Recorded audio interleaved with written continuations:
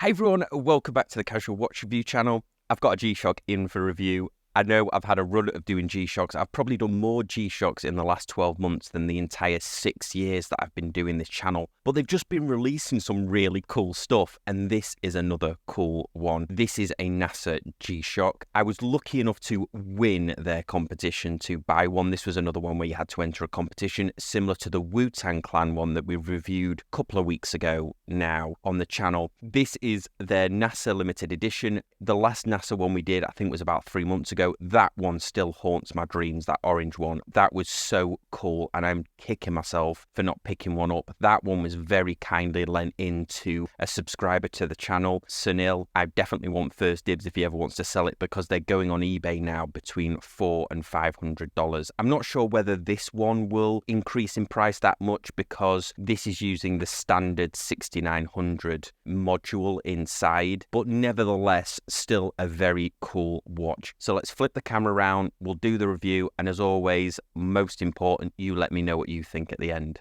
I think this outer box is really cool with the moon and the graphics on it, and thankfully, unlike the last couple of G-Shocks we have seen, this is not the only box it comes in. It doesn't have one of those cardboard boxes we've seen recently. This is what we like to see, a nice tin. This one is designed to look like a rocket, USA on the side, the US flag. Nice to see a proper tin coming on one of these newer G-Shocks. If you've seen the last couple of reviews I've had, they've all come in the recyclable boxes.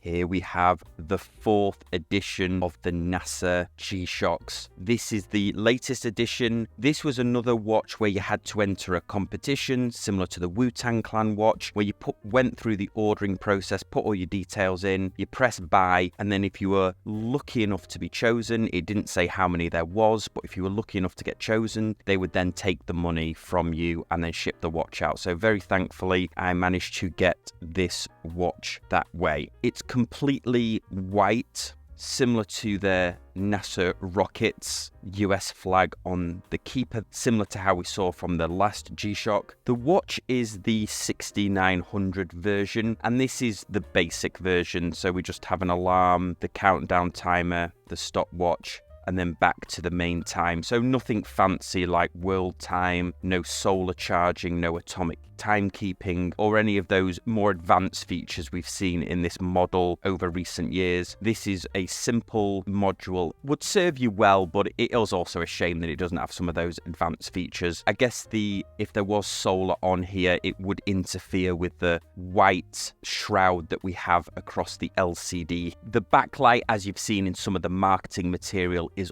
awesome. There is a red globe, and thankfully it doesn't obscure the timekeeping like we saw on the 30th anniversary Frogman. What I also love about this is the fact that even though the watch is totally white, they've used grey accents to highlight some of the text. We have a grey inlay here. We have grey paint inlaid for mode adjust, split reset, and the start stop. And then we have grey around the re-halt here with some of the information on it, and also grey for the Casio logo. I think that really ties in the design very nicely. On the strap, we have the NASA logo, and then on the shorter side, we have the US flag and the National Aeronautics and Space Administration. I'm not sure if I can totally pull off a completely white watch. I know some people absolutely love them, but here you can see it on my 7.2-inch wrist. We have the slight overhang for the strap with the shock absorber on the back, similar to other G-Shocks. Even the squares have this. While we have it on the wrist, let's look at those case measurements. So with that extra hangover, 65.6, but the case itself is at 53 from lug to lug.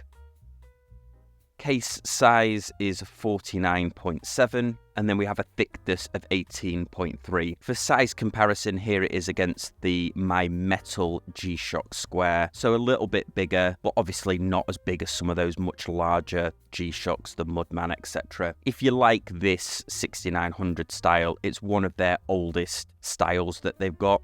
You'll know exactly what you're getting into. I just think this is a really, really cool collab. On the wrist, this watch does wear beautifully. Light because of the resin case. This isn't a metal shroud or anything along those lines, but I've worn one of these DW6900s before, and they're just very, very comfortable, not obtrusive at all. Certainly wouldn't go under the cuff of a shirt if you were wearing it on a formal occasion, of course, but very wearable. And if you're lucky enough to have got all 4 of these, let me know in the comment section down below. If you saw my last NASA G-Shock review, I adored that orange version, and I'm kicking myself that I didn't pick that one up. It does have more features than this one. It had atomic timekeeping and solar. This one is the basic module, but also it's coming in at $130. So that's not a bad price for these themed watches from G-Shock. The standard DW 6900, I guess you could probably get for around probably less than $100, but for these themed ones, I don't think $130 is bad at all. Certainly cheaper than the Wu-Tang Clan watch, although the Wu-Tang Clan watch I believe came in around $300, but that did have the metal shroud, whereas this is all resin. This isn't a ceramic or a coated metal, this is all resin. It's worth it just to get it for the backlight. I think unfortunately they are sold out on the G-Shock website now, but those orange ones did come back into stock. I'm not sure if these will come back into stock. Those oranges did get a second run, so if you're interested in this watch, I would hit on the alert me now or notify me now